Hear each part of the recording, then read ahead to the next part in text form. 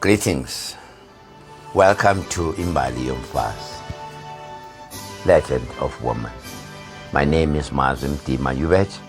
I am a gender equality activist who uses visual arts, the writing of books, and poetry to raise awareness of absolute pandemic levels of gender-based violence in the beautiful country of South Africa. Ubal, which in English means Legend of Woman, is a perpetual awareness-raising strategy which I devised for that purpose. It is constituted by a multi-genre body of work, including wood sculpture I created over a period of about 2 decades.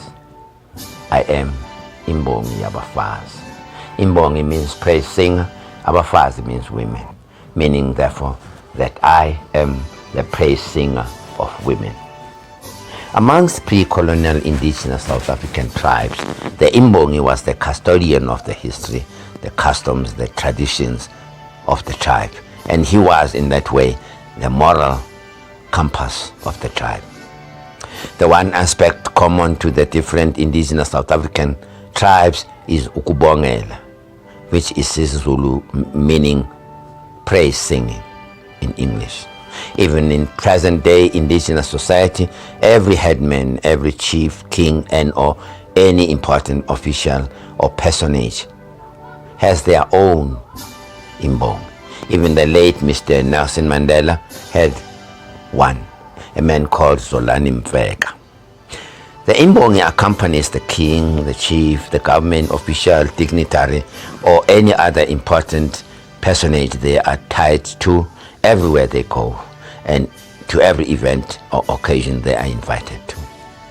On the occasion or at the event, the imbongi informs the gathering or the audience about the achievements and current projects of the chief, the king, the personage, or the government dignitary who is standing in front of them. Because he was the custodian of the tribe's morality, the Imbongi also had to find a way of alerting the tribe when they were straying. And he did so also when the ruler was deviating from the straight and narrow path of good. In many ancient cultures, foot runners went ahead of the king, the chief, the government official, dignitary, or any other important personage to announce their approach everywhere they were going. In the movie Aladdin, the approach of Aladdin, masquerading as Prince Ali, is announced in song by a brightly dressed group of singers led by the genie, the character played by Will Smith in the movie. They are singing, "Make way, make way, make way for Prince Ali." When the story of Joseph is told in the Bible, it is said that after Joseph had explained to the Pharaoh the meaning of his dreams, the Pharaoh made him governor over his household and over all of Egypt. The Bible says that Pharaoh removed his own ring from his finger and put it on Joseph's finger, after which the Pharaoh gave Joseph his own carriage and sent footrunners ahead of him to announce his coming anywhere, everywhere he was going. At Genesis chapter 41, verse 48, it says, "He made him ride in a chariot as his second in command, and men went before him, shouting, 'Make way for the Pharaoh's own representative.'" Historically, indigenous South African culture has given leadership roles almost exclusively to the males of the society, creating thereby a long-lasting male bias, a male bias that has been passed down for generations in traditional praise singing. Because of that male bias, the only woman who has her own praise singer in all of South Africa is the Rain Queen. By singing the praises of female icons from my country and from all over the world, and referring to myself as Imbongi Yabafazi, the praise singer of women, I am acting in opposition to this male bias. I am opposing this sexist tradition. As stated above, the reason I am doing these summaries is to draw attention to the carnage of gender-based violence, in particular the femicide that has become prevalent in the country of South Africa. In South Africa, women are killed by their lovers, boyfriends and husbands at 5 times the rate they are killed anywhere else in the world. I am a gender equality activist today because of the killing of 2 of my children, one in 1999 and another in 2012, by people who were supposed to love them.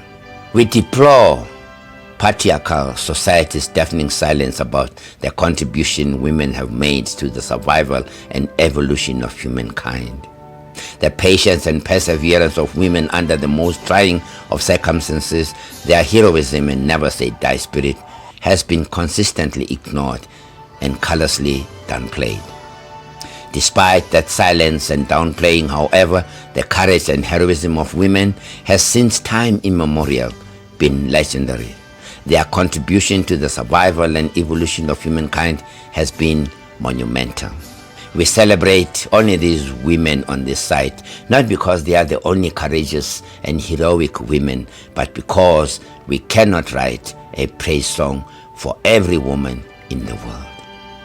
A song we sang in the South African struggle for liberation, which said, "Malibongwe igama lamakhosikazi," meaning in English, let the name of woman or women be praised. Today, April 12th, is the birthday of former President of Malawi, Joyce Banda. Her Excellency Joyce Banda, Africa's second female president, former Minister of Gender and Community Services, former Minister of Foreign Affairs, and also first female President of Malawi, was born on this day 72 years ago. Joyce Hilda Banda took the presidency after the sudden death of President Bingu wa Mutharika. Despite the fact that the late president had tried to sideline her, Joyce Banda did become president. And she became president because she had been vice president of Malawi for almost 5 years, from 2009 to 2012. Former President Joyce Banda has a Bachelor of Arts degree, which she acquired from the Atlantic International University, an online university based in the United States of America.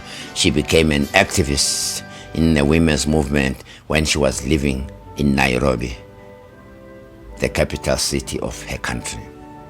Joyce Banda is the founder of the National Association of Business Women, as well as the Joyce Banda Foundation, a foundation dedicated to rural development and improvement and upliftment of women in Malawi and in other countries in the region. She has been the recipient of many international awards, as well as the Award for Leadership for the Sustainable End of Hunger, which she won in 1997 and which she shared with Joaquim Chissano, who then was the president of Mozambique. She is the author of the influential and informative book entitled From Day One: Why Supporting Girls 0 to 10 is Critical for Change for Africa's Path. Forbes magazine has named Joyce Banda Africa's 3rd most powerful woman in 2011. We celebrate you, Joyce Banda, born Joyce Hilda Mdima in Malemia, Nyasaland, which is now the country of Malawi. You became president.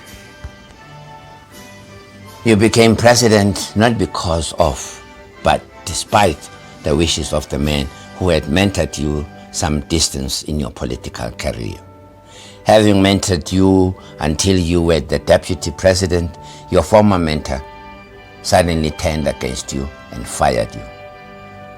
He wanted to sidestep the country's democratic constitution and position his brother as his successor.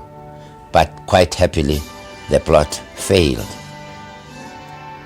During your presidency, you righted many of his wrongs.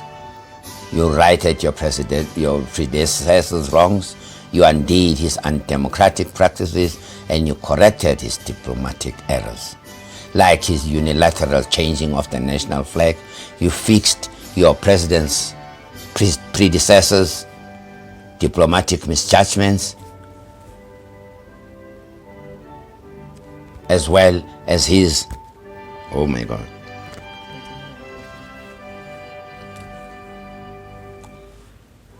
as well as his alienation of the country's funders and financial sponsors. You designed the national platform for action on orphans and vulnerable children, and you championed the enactment of the domestic violence bill after it had failed for 7 years. And you fought for the zero tolerance campaign against child abuse. Forbes magazine named you the 40th most powerful woman in Africa 2 years in a row, 2014 and 2015. You used that power to empower women socially and economically. You used that power to uplift women out of poverty. You used that power to empower women not only in your native Malawi, but throughout the SADC region and throughout Africa. Your efforts have bred a breed of brave, determined, and indomitable women like you in your country and in the entire SADC region. We celebrate you, brave Joyce Banda Mdima, second female president of the continent of Africa, the first female president for the democratic country of Malawi. We celebrate you as a national treasure to the country and people of Malawi, and as an item of pride and joy to the continent of Africa. Allah, Allah, Madam President Joyce Banda. Allah, Allah.